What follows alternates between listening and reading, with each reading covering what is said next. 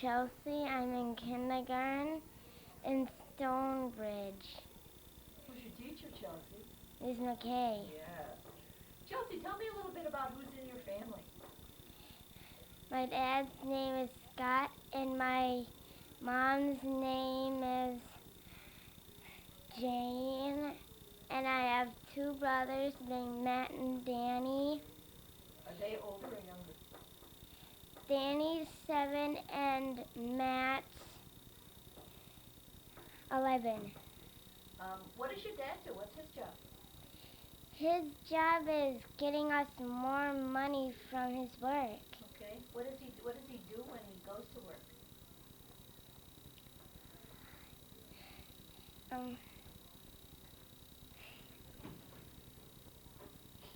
He works very hard to get us money. Oh, but what does he do? Does he drive a tractor or does he work in an office? Do you know what his job is? His job is to, I forgot. Your mom works too. What does she do? She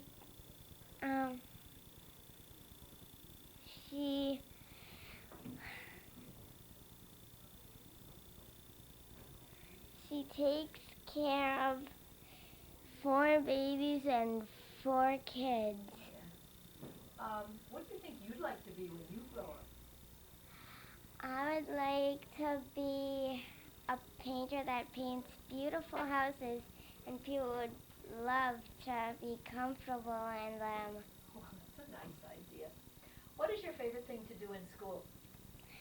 The Halloween party. Is that right? What subject do you think you're best in? Math, reading, storybook, science? Which one do you think you're best in? Social studies. Do you? Mhm. What is And social, math. What is social studies? Social studies? Yeah, what is that? That's when you make things. Like art things? No, not really. It's like we work with Mrs. Cruz and she tells us stuff and we learn about it. Was that one of your favorite things to do? Mhm. Yeah. Do you like to play any sports? Yeah, I like to play hockey and soccer. Do you play on teams or do you play with your brothers? Well, from hockey, I finished it out, but next year I'll go back into hockey. Mm-hmm. Who's our president right now, Chelsea? President? Yeah.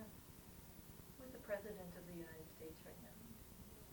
George Washington? Mm-hmm. He was one time. How can you tell if a person is really old?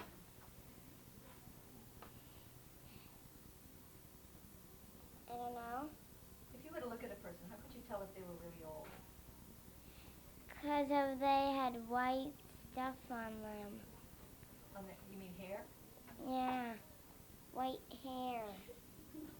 Do you have a joke or a song you'd like to sing? A joke. Okay, tell me. What happens when somebody scares a bee? What? They hug their honey. Did someone tell you that joke? Uh-huh.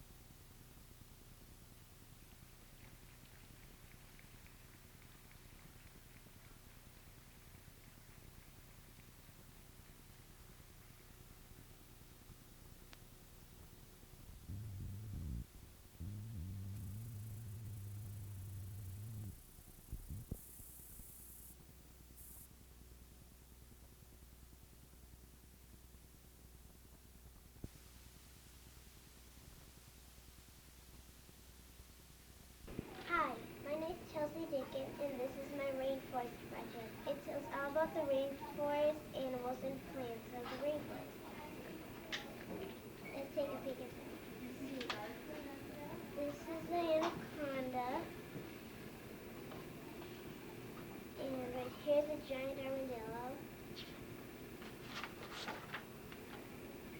Blue wordful butterfly, which is one of the most prettiest butterflies in the rainforest. Brazil, it's the banana tree.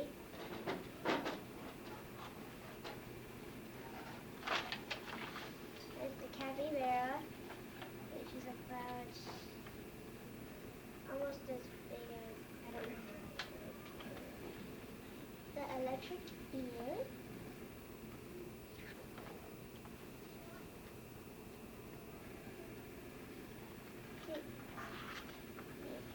Birdie Lance, because its head is in the shape of a triangle, which is the shape of the brush of a lance.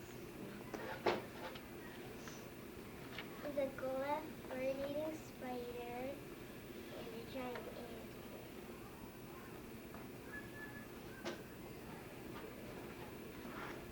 And a harpy eagle. The iguana.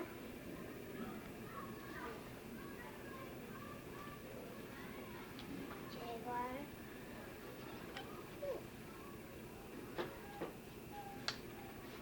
The king vulture. The liana, which is a vine. The leafcutter ant. And a mealy parrot. A nice monkey. An okapi.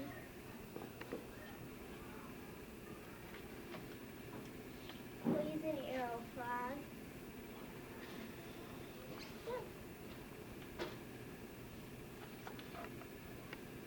Quetzal.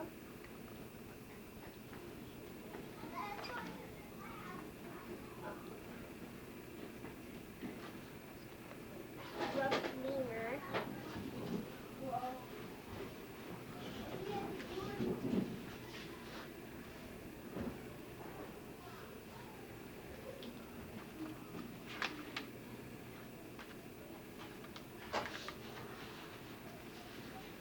This is a sloth, slowest animal in all North America. The Togo toucan.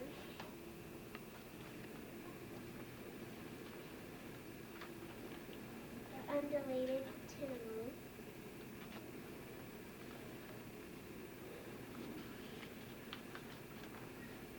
White-vented earfina.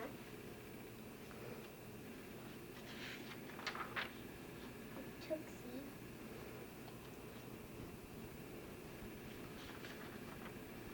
Stingray. The Brazil nut tree. And the nuts came out very nice right here. That's my rainforest. Any questions? Katie. How long did it take you to make your book? 2 a night for several weeks. Wow. Kelsey? How did you get the idea? Well, I got it off of a CD-ROM called Amazon Trail, and there's an index that you can see all the animals on it. And on Beanie Babies by how they look, and a book. Which is your favorite picture, Chelsea? What's your favorite one? The Brazil nut tree. Okay, great. Cody? Did you type some of it off the computer? No. I drew it all. Thank you.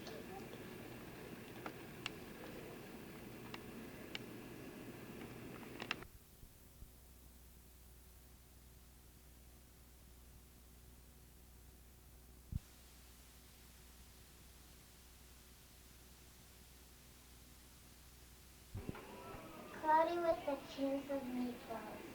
We were all sitting around the big kitchen table. It was Saturday morning, pancake morning. Mom was squeezing oranges for juice. Henry and I were were betting on how many pancakes we each could eat. Grandma was doing the flipping. Seconds later, something flew through the air. It headed toward the kitchen ceiling, and it landed right on Henry. After we realized that the flying object was only a pancake, we all laughed, even Grandpa, all over the pancake. We laughed, even Grandpa. All the other pancakes landed in the pan, and all of them were eaten. Even the one that landed on him. That night, touched up by the flying pancake at breakfast, Grandpa told us the best tall tale he had ever heard.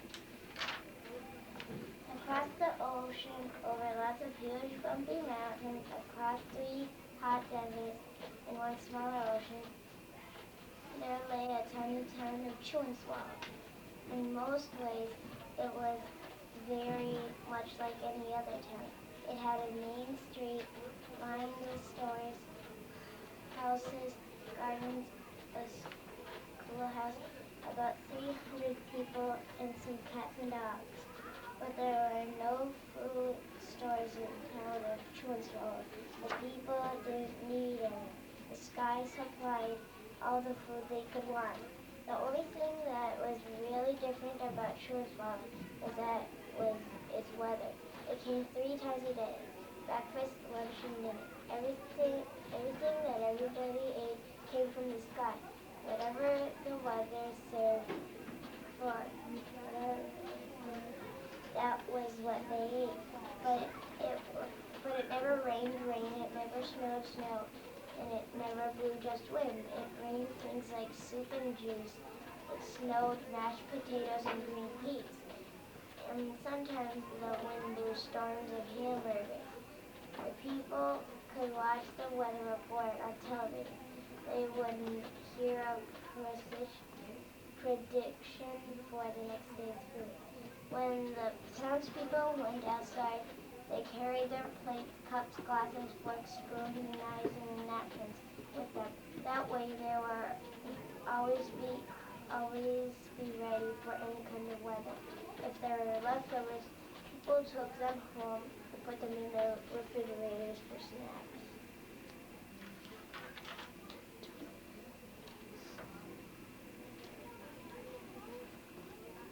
Thank you. Hello, my name is Chelsea Dickens, and this is my prairie project. I decided to do a diorama of a one-room schoolhouse. First, we'll start over at the furnace. The furnace keeps the children warm during winter.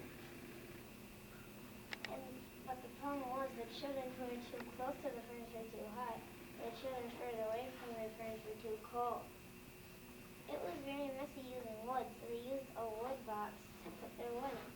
But it was still messy, so they used a broom and dustpan. It's located over here. Also, kids could warm their lunches next to or on the furnace. Then we'll go over to the dump cat. Naughty kids were made to sit in the dump chair wearing the dump cap by the teacher to get embarrassed in front of the whole class. For example, if there was a boy who had a girl leaning back in the chair, and he was really annoyed by it, he would dip one of the girl's locks inside his inkwell. Then if the teacher caught him or if the girl told on him, he would go into the dumpster and have to wear the dump cap and get embarrassed by the whole class. And over by the teacher here, she was usually very, very strict. And right now she's teaching ABCs with her pointer. The children often had to use slates, and usually there wasn't very much enough, so they had to share them. The slate pencils were skinnier because then they could put more information on their board, on their slates. The children sat in rows from first grade to second, or from first and second to third and fourth to fifth and sixth. Do you have any? Thank you.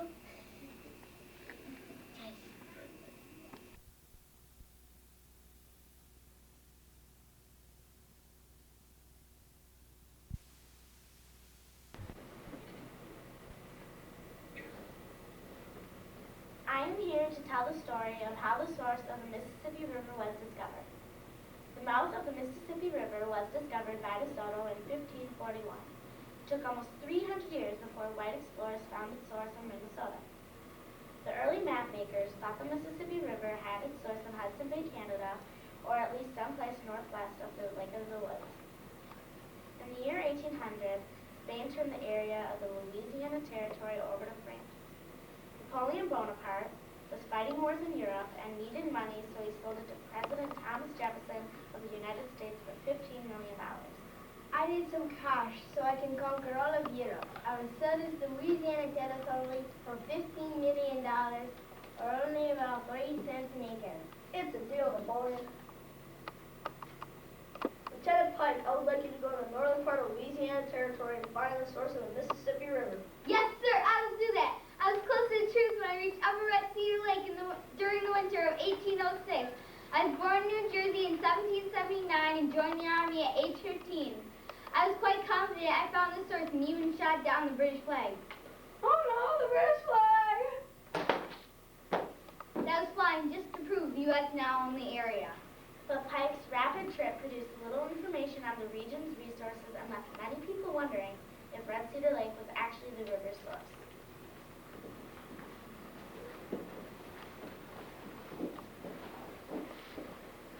In 1820, Lewis Cass set out to answer the question as to where the source of the Mississippi was.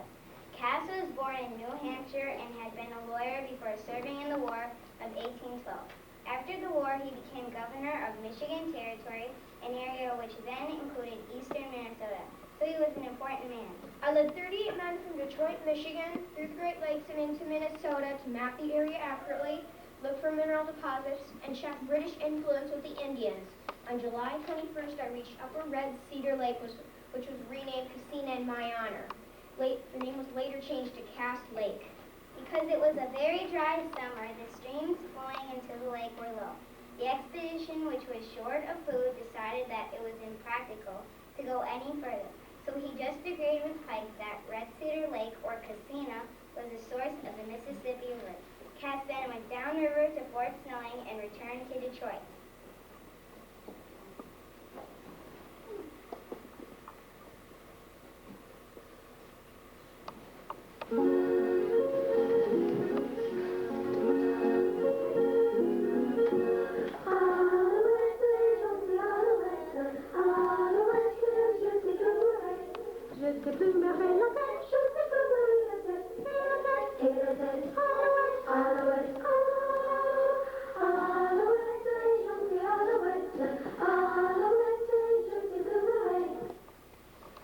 At least one member of Cass's group was not convinced that Casina was the river's source. He was 27-year-old Henry Schoolcraft, who was the expedition's meteorologist.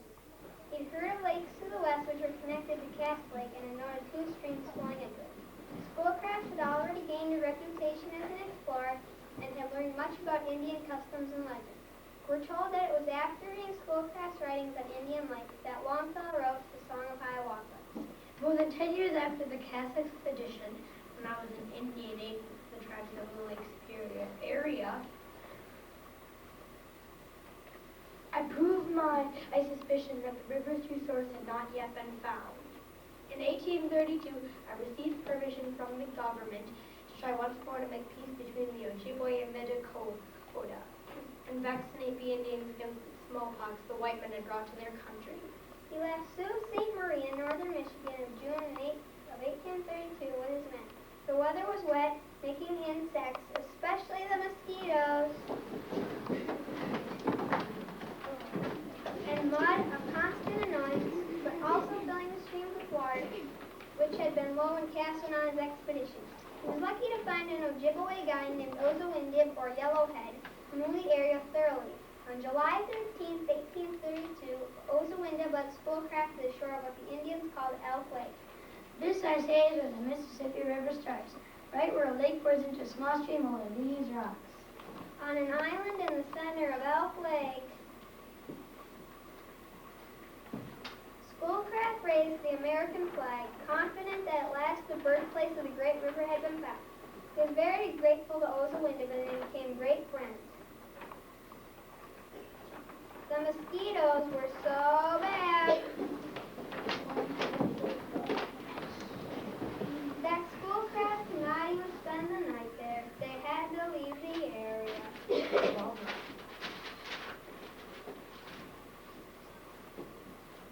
The lake needed a more distinctive name than Elk Lake, but the Reverend William T. Butwell, a member of the party, had an idea. The Latin words for true head are right as kaput. By taking off the first syllable of the first word and the last syllable of the second, we can come up with a name for the lake. Itasca. Aha! Right as kaput or Itasca.